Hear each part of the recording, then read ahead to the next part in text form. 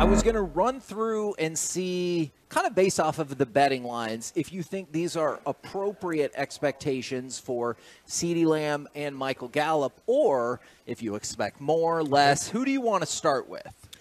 I think CeeDee Lamb is probably going to be, well, I know he'll be the best out of the wide receivers, but he will be the most important. As much as we want to concentrate on the others, and they're important, CeeDee Lamb has to be a guy where I don't think there's any doubt in anybody's mind he's a top 10 receiver, and we have to be pressing at the end of this year on, is he in the category of the top 5 receivers? Here's the thing that's a little tricky about that to me. We had multiple people in camp tell us, don't be alarmed if there's a statistical slide, not just from CeeDee, but kind of across the board, because how many perceived weapons the Cowboys think they have.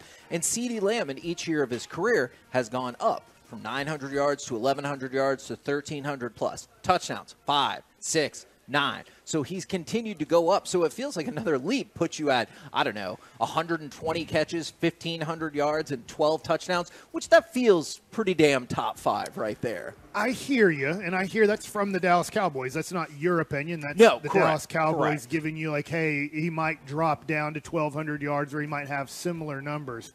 I think the best of the best still dominate games and still get their numbers. So I don't want to make that excuse for CeeDee. Now, if the Cowboys go 13-4 or 14-3 and they have 3 1,000-yard receivers, I totally get it. I don't expect that to happen. Domination has to happen. There has to be a fear in the other team on a guy. If there's not a fear from the other team, it makes it so much easier as a defensive coordinator. I know I speak it from a baseball perspective, but when there's not a guy that says, hey, do not pitch to him late in the game, he will beat you, that puts a fear into a pitching staff. If you say, we have to roll coverage this way, I don't care he's only had 2 catches in this game, do not let him get off. He can dominate a series. He can catch 3 balls in a row for 55 yards, and we're totally screwed. That has to be what every defensive coordinator thinks of CeeDee Lamb if this offense is going to get the spread-around version that we want. Yeah, I mean, I'd love to see a 75% catch percentage. Like, I would love for that to be the factor. But I will say from what I saw at camp, that kind of happened a couple times where they were like, man, CeeDee is absolutely torching us. We're doubling him. And maybe even I saw him triple teamed a couple times in camp. And I know this is camp and everything, but Dan Quinn and Mike McCarthy were having a little battle back and forth where Mike McCarthy can always put his head coach's hat back on and be like, this is great for me. But I did see times, man, he looked at his best this camp than I've ever seen him. And what I'm saying is crisp route running, the ability to just make it look easy, and Dak Prescott finding comfort in him. What was really interesting was because he was double covered on those moments, Dak immediately knew Cooks was going to be open or his secondary play. And that made it easier for Dak in the offense to go, okay, this is done. I got to go straight to here. Now, do I want those days? I want them to fear him. I absolutely do. I think CeeDee's at his best with a great group of receivers around. Sure. But that doesn't mean that I don't think that he can dominate.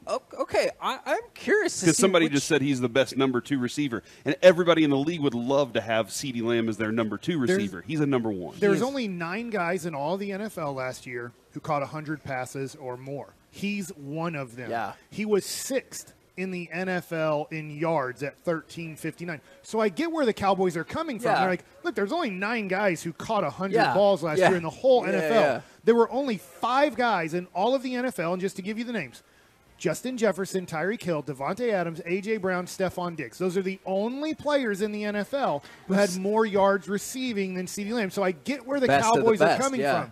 At the same time, I need him to take another step. Okay, there's an opportunity then, if you really believe in CeeDee Lamb, to make some money out in the world. Because I'll give you the anticipated stat line. Okay. And it feels low based off of what we're talking about. These are over-unders. Yeah. 95.5 catches, 1,100.5 yards, 7.5 touchdowns. Those would be dips, and in some cases, pretty big dips from last year. Corey, I understand why Vegas has to make those numbers there. You can't put them. CeeDee Lamb played all 17 games last year. So if you look at it also from that perspective, if you're Vegas setting these, not that I'm a professional at it, but they have to put a little bit of injury risk in there because, let's face it, guys get hurt, and playing all 17 games is not a given. So they have to almost take them down to like a 15-game number. So to me, if you believe CeeDee Lamb will not get hurt this year, he will exceed all of those, and I would go over. But all it takes is a little bit of a hamstring situation or a knee situation, and he goes under because he misses a couple games. Them to be like really far ahead in the division and not have to worry about it. And then I don't think that will happen. I understand that too, but that's like if that was to happen, that's the case. I think those numbers are interesting. I'd take them. The catches, I'm a little wary about just because 95.5 is a high number. That's a number. That's a high number to get to, especially if you are running the ball a little more. Maybe it sounds like they believe the Cowboys are going to be running the ball a lot more. Although we discussed it with Schottenheimer and we got a better understanding. It's when, not how, not quantity. It's when we're running the ball. There's also this thing, Kevin, about Mike said this yesterday, and I think this is really interesting. Mike was talking about with the Rangers lineup, they have multiple approaches for multiple different hitters because all the hitters are different. Not all the hitters are exactly the same. And I think that what's really cool about this group is they have multiple different things for different receivers because none of these receivers are the same. You have to plan. You can't just say, well, we're just going to do this in coverage against these guys. They all have unique different styles. Michael Gallup is very different. I think he's going to blow up on drag routes this year. I think that's going to be really awesome to see. And CeeDee Lamb can be anywhere in the field, whereas Brandin Cooks, man, he's just a threat every time to break it wide open, although he doesn't have to just do that alone. Okay, and I like what you're saying about Michael Gallup. I want to get back to that. But something I thought was really cool is CeeDee Lamb was talking about Stephon Gilmore, and he said he's the smartest defensive back I've ever lined up against. He knows certain routes off of my alignment, and that sucks. It's really chess with him. So I like that he's saying in practice – this DB is maybe the most advanced I've gone up against, and I don't like it because it makes life more difficult, but it will also force you to improve, I would assume. It's kind of the saying iron sharpens iron. And so if you pitch against the Oakland Athletics, nothing gets them. Yeah. But if you did that every time and then all of a sudden you face the Atlanta Braves or the Texas Rangers or Houston Astros, you're going to be like, oh, this stuff doesn't work the same as it does. Well, yeah, you're not going against as bad of players as these guys are. So I think for Gilmore, you can learn something off of that because if you are vocal with each other, if you're having good communication after practices, and I don't know the NFL how much conversation you're having with your cornerback, right? Because they're going into different meetings. They're going into their individual cornerback meeting. They're going into their defensive meeting. You're not in the same room a lot with them. So do you take the time to go, hey, after we're done with our meetings, can I come to your room here in Oxnard? And you go, hey, I want to talk to you about a few things. And you start asking. If you're the younger guy, you ask the veteran guy who has 10 years of experience, hey, when I did this, you seem to do that. Is it just because you knew the play because we're in practice? Or did I do something? Did I give you a tell that did that? Because at some point, I don't know every cornerback in the NFL off the top of my head, but I'm assuming that there's going to be some veteran guys I'm going to go against in a big situation. And if I'm doing something stepwise that veteran cornerbacks understand, when a person does this, 90% of the time they are cutting in or they are stopping their route. Can you tell me what I did? And then what confuses you, or in general, what can confuse veteran cornerbacks if I do this step but then go this direction? Now, on the Michael Gallup front, I feel like if he surpasses these metrics, we'll probably be pretty stoked, but maybe y'all will think that is incorrect.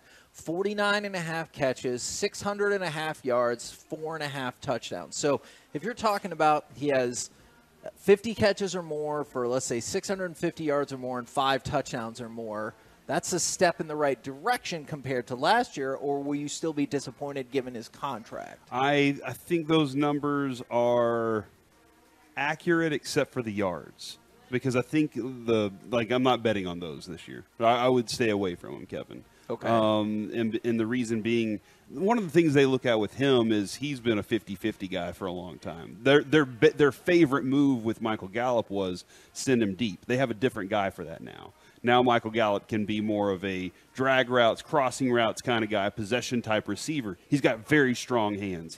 When the ball's in his chest, he catches it with his hands. Now when it's up high, for some reason he can't catch it. But that being said, I think he's going to be more of a yards after catch kind of guy. That's what they're planning on. Just what I saw him routes-wise running or over the middle. He's going to have to take some big hits this year. That's going to be big. But I think the numbers are going to be he's an effective yards receiver. You're looking for him on third down, I'm betting, from Dak, just based on stuff I saw in Kansas. So, Kevin, this is – I know you're not a gambler, but this is a decent way to do it when you're a gambler, okay? Because we're trying to do gambling numbers here. Yeah. Is last year the Cowboys had 355 receptions. Okay. The year before they had 444. Wow. So you're going to have to take that and go, let's just take it in the middle. How am I dividing if I'm trying it up? to do Yeah. it, and there's 400 catches this year for the Dallas Cowboys in 17 games, you have to start going, if I believe CeeDee's going to catch 100, I'm down to 300 catches now. And then maybe Cooks is 80. Then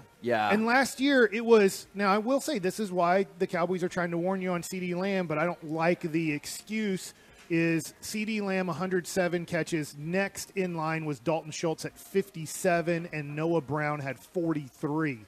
Those were your top three receivers last year in reception. So when you start talking about Michael Gallup, and now they only had 355. I think that's why I like the number, because I think Michael Gallup slides in for Noah Brown and increases that productivity. Yeah, and then the year before, just to give you an idea, it was 79 from CeeDee Lamb, 78 from Dalton Schultz, and 68 from Amari Cooper. That was their top three pass catchers in 2021. So just to kind of give people an idea on how does this get divided up with 400 catches.